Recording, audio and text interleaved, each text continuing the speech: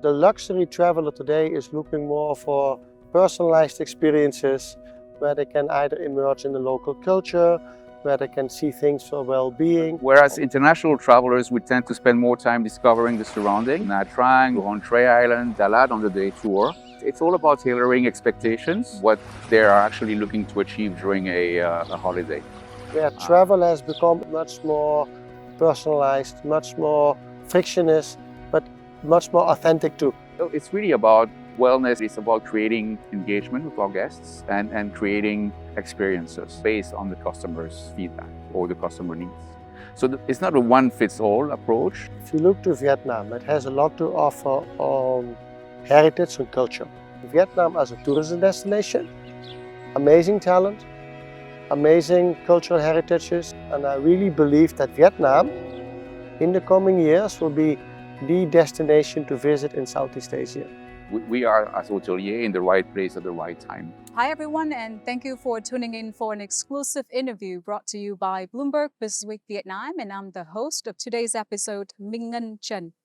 Now today, in order to answer the questions of what can we do in order to design intentional journeys in which our guests feel like they cared for and inspired, we have two GMs from JW Marriott Sài Gòn and Cam Ranh to help us navigate this topic. So we have Mark van der Wieland. He is the general manager at JW Marriott Hotel and Suites in Saigon. He is also the area general manager at Marriott International Vietnam.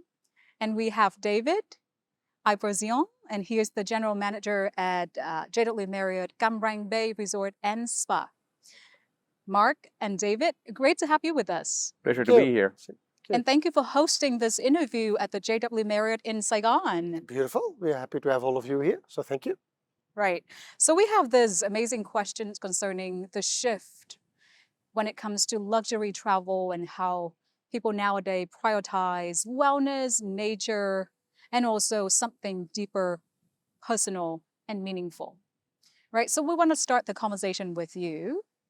28, getting to 29 years with Marriott, including more than 2 decades with experiencing hands-on the evolution of luxury in Hanoi and then Ho Chi Minh City. We'd love to hear what you have to say about how can we define the group of intentional traveler nowadays in this APAC region. Yeah. I think the intentional travelers, if we look what has shifted over the years, I think at the moment they make more conscious decisions when they travel.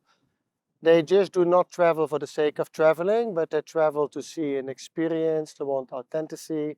They also travel about the areas where they put a lot of focus on sustainability, about well-being and the whole wealth. And I think the luxury traveler today is looking more for personalized experiences, is looking much more intentionally from not just getting a holiday, but also having something where they can either immerse in the local culture, where they can see things for well-being, or where they can just learn something new. So I think that shift is really changing, where travel has become in this segment much more personalized, much more frictionless, but much more authentic too. Right. And David, you are leading one of the most anticipated opening of a new resort beachfront in Cam Ranh. And share with us, what are the differences between the local Vietnamese, luxury travelers when it comes to their expectation and their definition of luxury compared to the international ones? Yeah, very different clientele. If you want to talk about the local Vietnamese, I think their expectations are quite high when it comes to luxury holidays. They have no challenges paying for rates that are above market price, but it's all about the experience as well. I think the beauty of the resort in Cam Ranh is that it's got a unique setting. One of our famous tagline is the forest by the sea. So this construction started about 10 years ago, and it was just a flat piece of sand. And if you come to the resort today, you would never imagine what it was before and what it is now.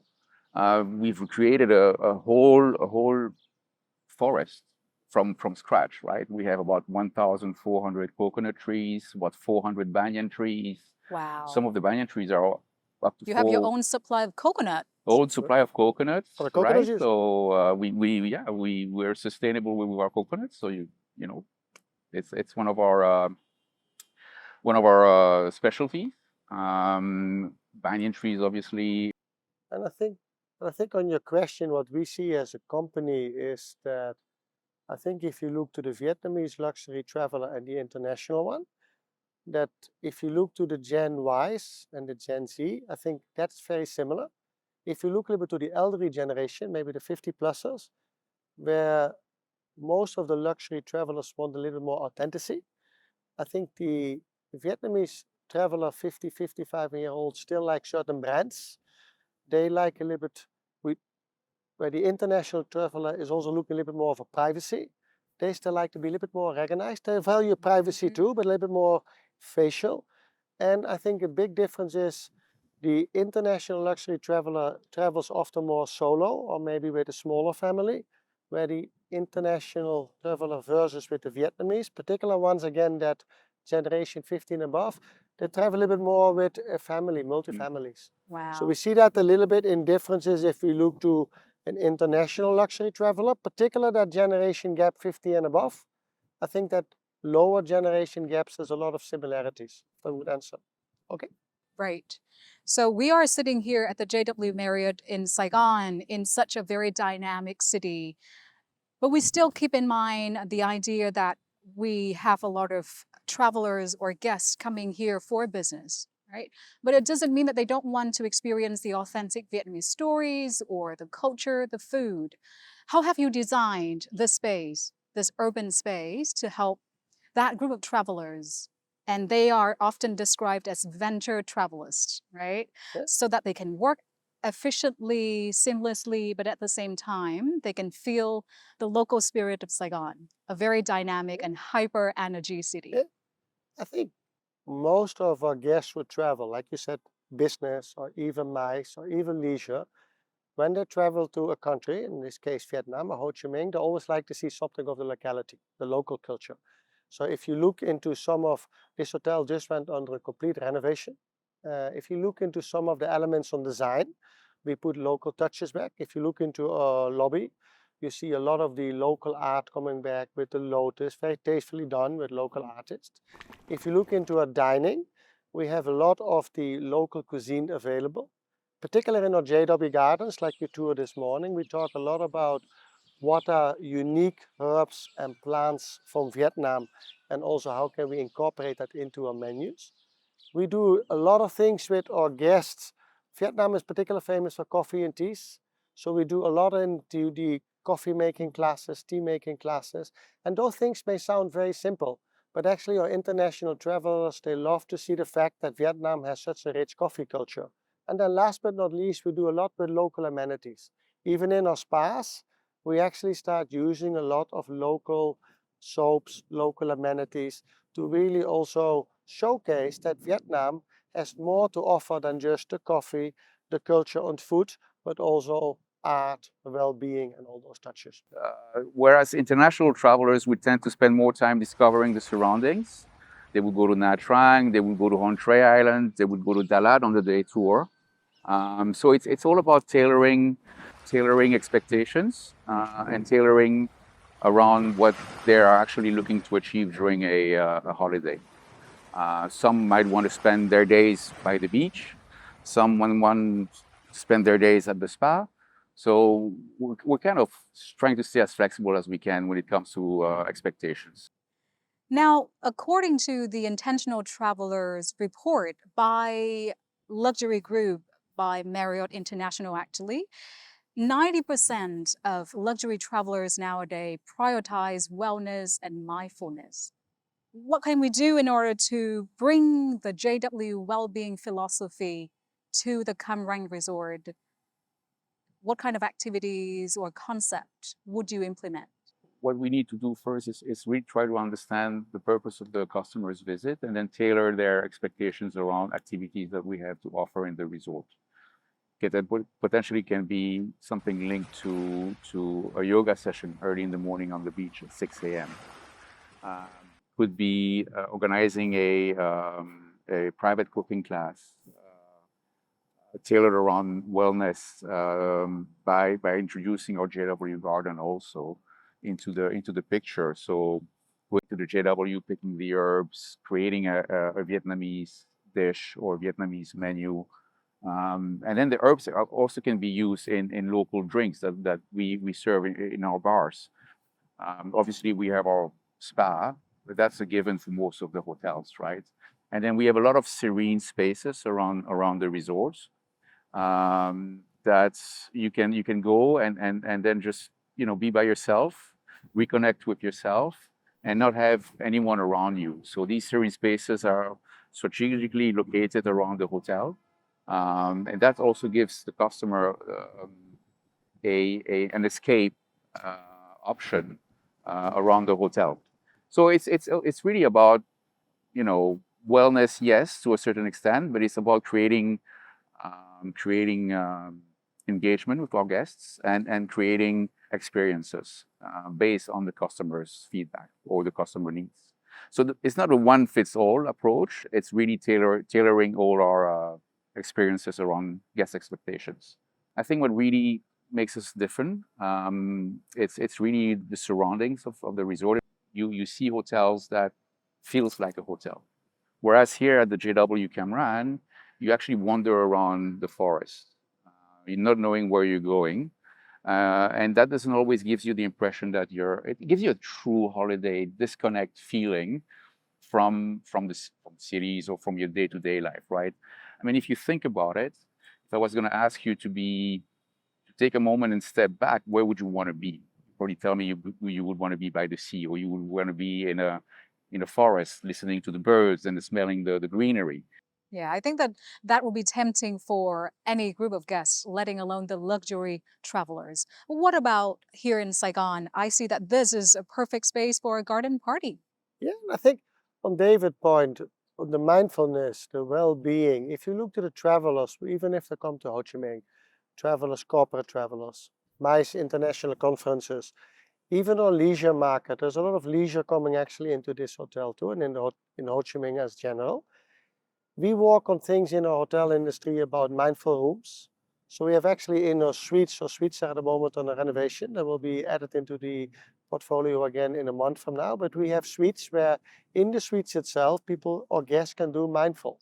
There's yoga mats inside, there's a small gym area inside. So for the solo travelers, sometimes they just like to wake up in the morning and do mindfulness in their own room. Similar points what David discussed on the gardens.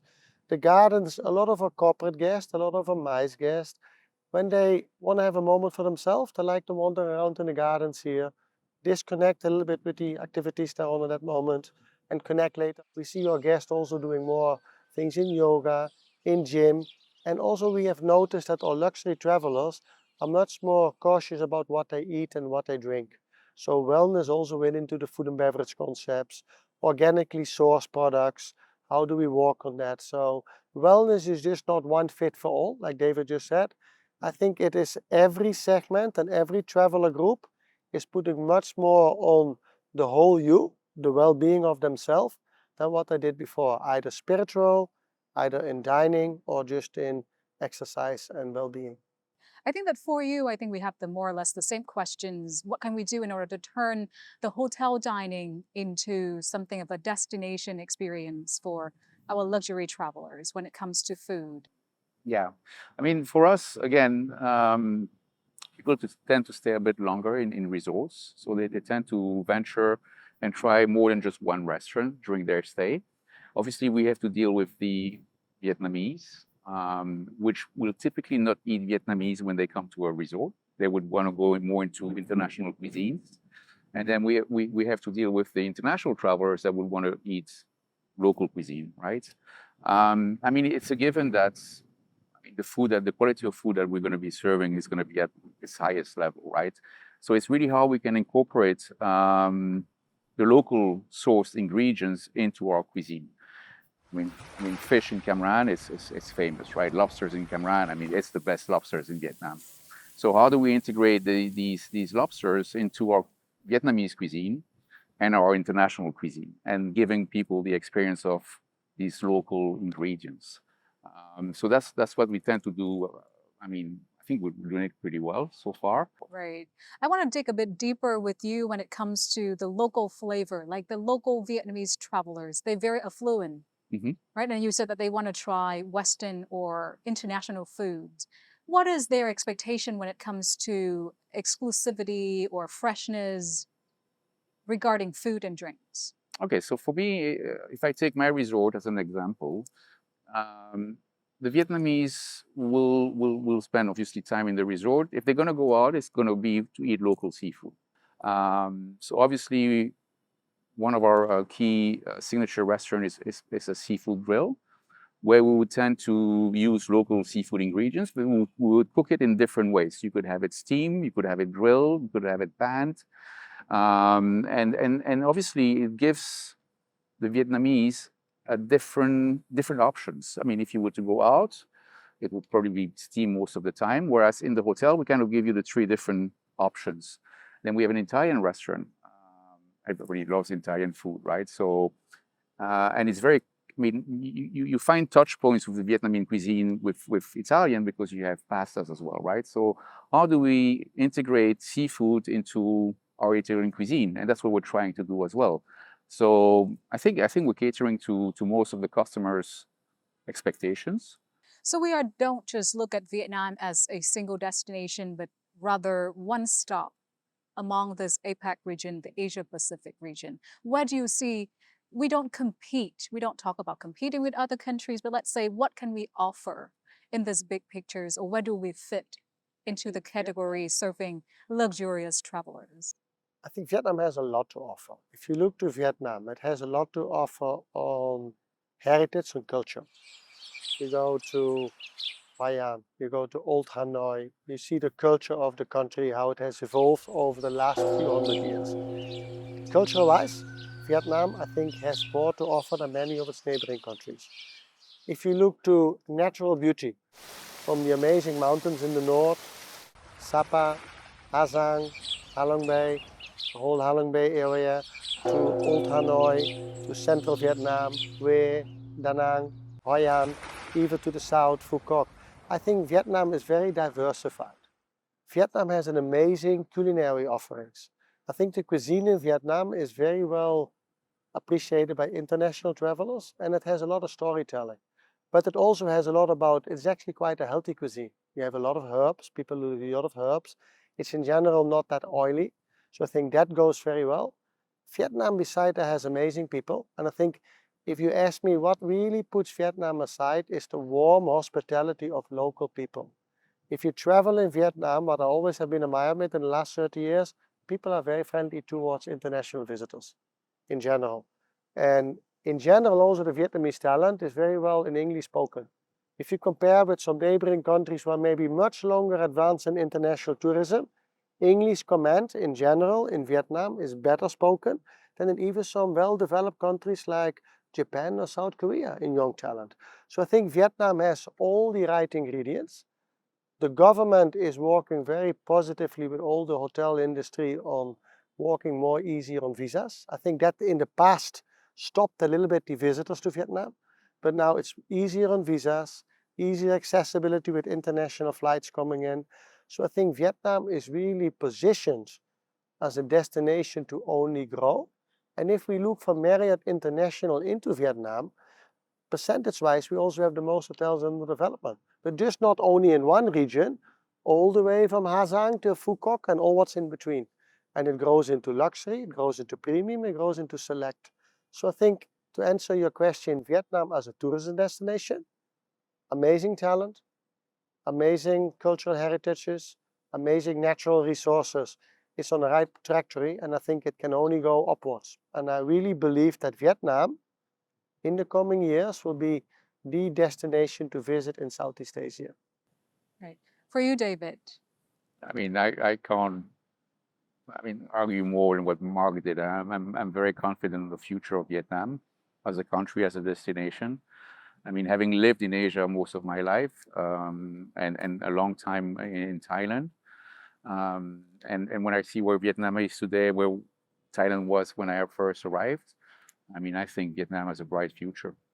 If we continue in the same direction of being a friendly destination, it has a lot more to offer, I think, than other countries in Asia.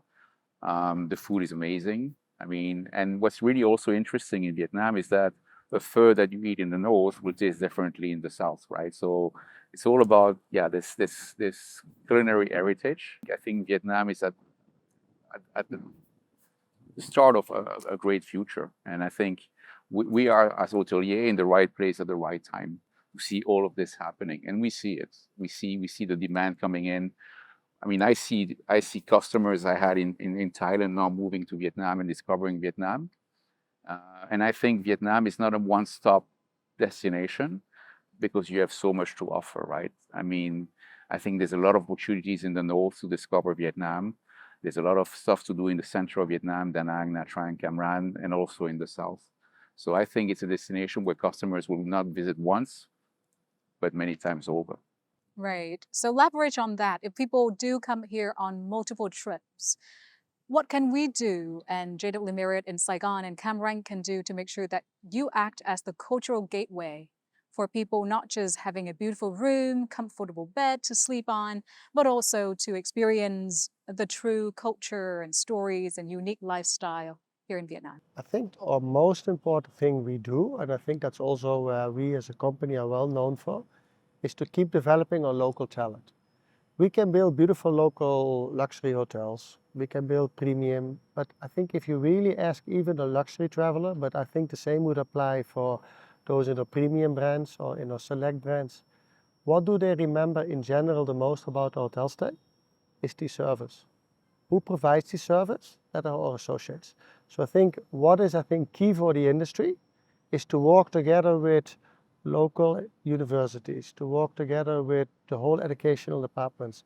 How can we keep developing our amazing Vietnamese talent? How can we let them bring up in leadership roles? I had the pleasure to be in Vietnam for the last nearly 28 years. When I arrived in Vietnam in the early 90s, it was very different in hospitality. And people, knew about it, but it was new. If you fast track that 30 years now where we are today, hospitality is a very popular industry to work in. But we need to work as hotels, not only Marriott, but all hotels and the tourism boards together, and also educational systems. How can we keep developing the best talent? How can we have future Vietnamese general managers? And I'm proud to say that I've seen over the last 20, 25 years, people we had before in junior positions now are leading our hotels. And how can Vietnam keep developing tourism? And I think the number one is focus on your local talent. Number two is really work on sustainability, sustainable tourism. So not trying to do the mass tourism where after a few years, beautiful sites maybe get impacted by environmental changes. So I think if they really work on that, but I think the government understands that, and keep it accessible. And I think as long as we keep those three ingredients together, talent, environmental, and accessibility in and out of country, I think the country will grow very well. And tourism will only boom, not only in leisure, but also in corporate and also in MICE destinations. So it's a very bright future ahead, but key is developing talent. Anything to add on? Yeah, I think I like to add one point to Mark's comments. It's about the educational part of things. Because obviously everybody knows about Hanoi, Da Nang, Nha Trang, Ho Chi Minh City, and Phu Quoc, but I think there's a lot more to be seen in Vietnam. And I think it's about us telling these customers that, go and visit places you may not know about, right? Sapa, the Ha Giang Loop, there's Hue, beautiful little city up north from Da Nang. So I think it's also about promoting the destination, and that's what we hear about. That's what our job is to do also, is promoting a destination. When we travel on trade shows or anything, it's selling the destination. And I think if we all put our hearts together, again, I think Vietnam will be on the map in Asia for sure. keep Very it, optimistic keep it on- sustainable. Let Yeah. customers come back maybe once every 2-3 years instead of ticking the box once. And I think 20 years ago, people came to Vietnam, it was a little bit more the backpackers. They traveled at once, they ticked the boxes, it was nice. Now I think we're in that stage where people come back once and say, I want to come back again. They may from the north end up in central or in south or vice versa. But Vietnam is now really poising itself to set up more repeat customers in all the different segments. And customers who come for different interests, either being it cultural, being it the beaches, being it the cuisine, or just coming here for business. So, a lot to offer. Right. So a famous poet in Vietnam once wrote that khi ta ở chỉ là nơi đất ở, khi ta đi, đất bỗng hóa tâm hồn. Which translates beautifully into a place. It's just a physical space when you stay there, but once you leave, is a part of your soul. I think is still the core intention and spirit of traveling. And I'm sure that is what people come back for. 100% agree. I think a hotel's soul are its associates, its people. We can build beautiful hotels, and we have built amazing hotels. And people love design, and people love to see hardware, and that's all important too. But I think if you ask me what is the most important, and what do all of our guests, regardless luxury, premium, or select travel, what do all of our guests remember the most? Is the interactions with the people, and that's the soul the hotel will get. So how do we give the building a soul? And that goes back to the same as your promised, to the people and the gracious hospitality of the Vietnamese people. Thanks so much once again to Mark and David for joining and sharing with us your insight. And we wish you all the best in leading the team, the JW Marriott amazing team in Saigon and Cam Ranh, for supporting the tourism industry here in Vietnam. Thanks so much once Thank again. you much. Thank Come you. on. Thank you very much. And that is for us here at Beacon Asia Media Studio for today. Thank you for tuning in, and don't forget that you can support the program by subscribing and following us on social media. I'm Minh Ngân Trần. Goodbye for now.